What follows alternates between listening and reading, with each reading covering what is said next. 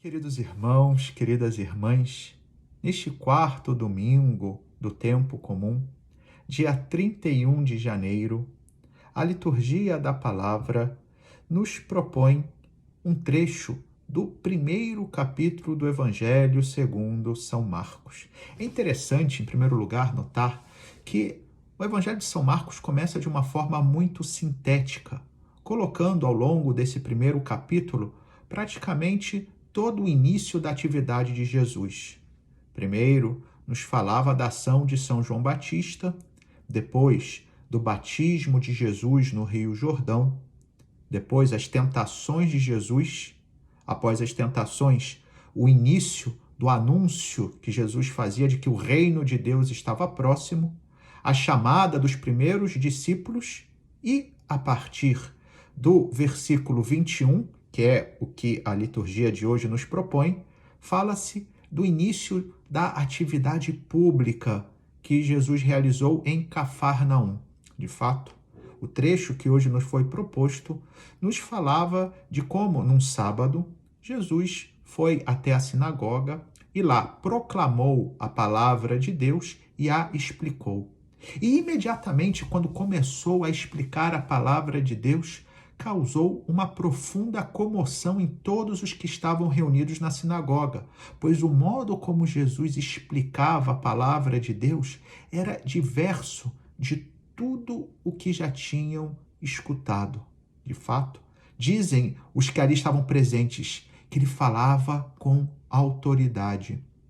E, em seguida, eis que se manifesta um homem endemoniado e Jesus realiza o seu primeiro exorcismo com uma autoridade que tampouco tinha sido vista até então. Ficam todos atônitos, porque aquele homem falava com autoridade e agia com autoridade. E, queridos irmãos, queridas irmãs, o que Jesus ali estava realizando não era outra coisa senão cumprir uma promessa que muitos séculos antes Moisés fizera antes de morrer. É o que nós escutamos na primeira leitura de hoje, do capítulo 18 do livro do Deuteronômio, que é o último dos 5 livros que compõem o Pentateuco, ou a Torá, que é o início do Antigo Testamento. E, nesse trecho do capítulo 18, Moisés, antes de morrer, prometia, da parte de Deus, que no futuro seria suscitado um profeta como ele. E a história de Israel mostra que aquela promessa, no final das contas, parecia que nunca se cumpriria. E eis que Jesus, ao entrar na sinagoga de Cafarnaum, anunciando, ensinando, agindo com autoridade, não somente realiza aquilo que prometera a Moisés, mas vai além, porque nem sequer Moisés tinha o poder e autoridade com que Jesus agia.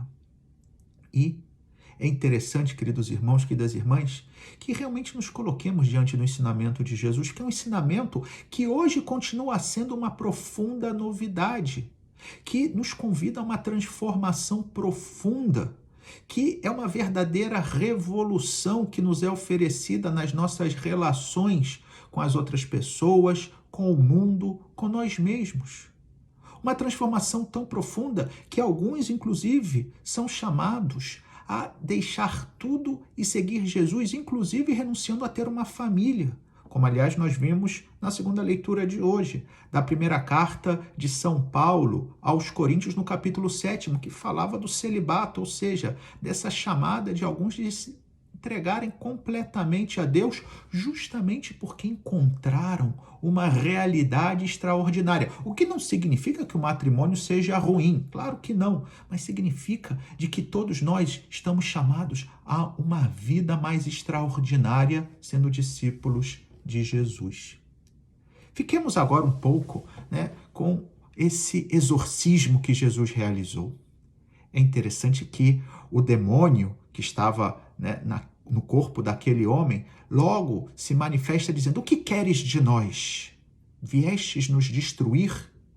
E de fato, o que Jesus veio foi destruir o domínio do demônio sobre os homens.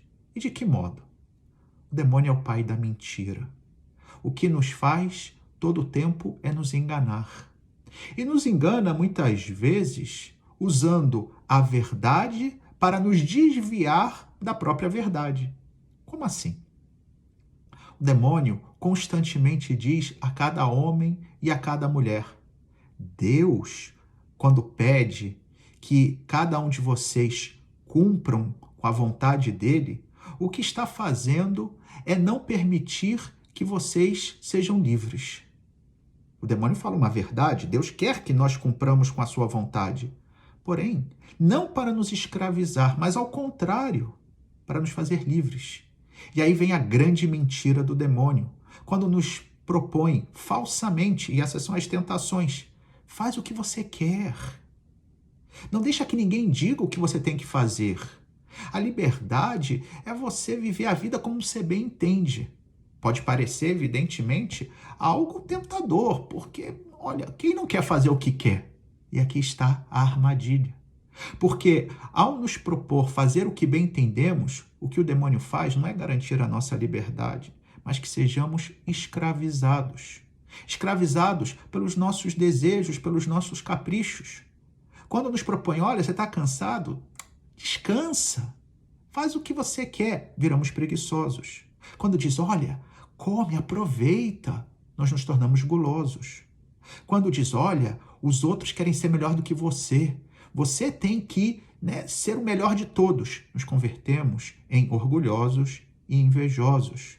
Quando diz, olha, aproveita os prazeres da vida, nos convertemos em luxuriosos.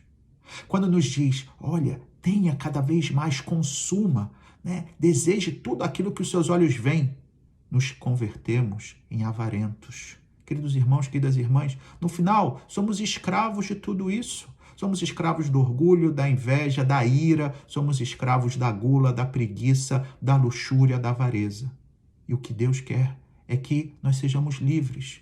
Como um pai que sabe que o seu filho é capaz de coisas extraordinárias, que tem uma inteligência prodigiosa, que pode ser um ótimo aluno, um ótimo profissional, mas é um pouco preguiçoso. E o pai, então, exige do filho que ele não fique na preguiça, que possa realmente dar o melhor de si. O filho resiste um pouco, mas no futuro, quando for realmente um homem de sucesso, vai agradecer o seu pai por não ter deixado que ele ficasse na preguiça, por não ter deixado que ele fizesse o que ele achava que era o melhor, mas que não era. E é isso que Deus faz comigo e com você. É interessante, e assim concluímos, que quando o demônio se manifesta e diz que queres de nós, Jesus Nazareno, viestes para nos destruir, nós podemos dizer o contrário. Eu sei o que queres de mim, Jesus Nazareno. Queres a minha felicidade. E não queres me destruir, mas todo o contrário. Queres que eu alcance a plenitude da minha existência. E depois, Jesus, que para o demônio diz, cala-te e sai dele, para nós diz o contrário. Nos diz, proclama o meu nome e deixa que seja eu a entrar na tua vida, para que eleve a sua vida a uma realidade que você não tem nem ideia. Queridos irmãos, queridas irmãs, que nós hoje acolhamos a Jesus. E, sobretudo, como nos propunha o Salmo 94 da missa de hoje, possamos realmente fazer este propósito, que era o que nos dizia o refrão. Não fecheis o coração, ouvi hoje a voz de Deus que nos chama à felicidade. E que Ele abençoe a cada um, em nome do Pai, e do Filho, e do Espírito Santo. Amém.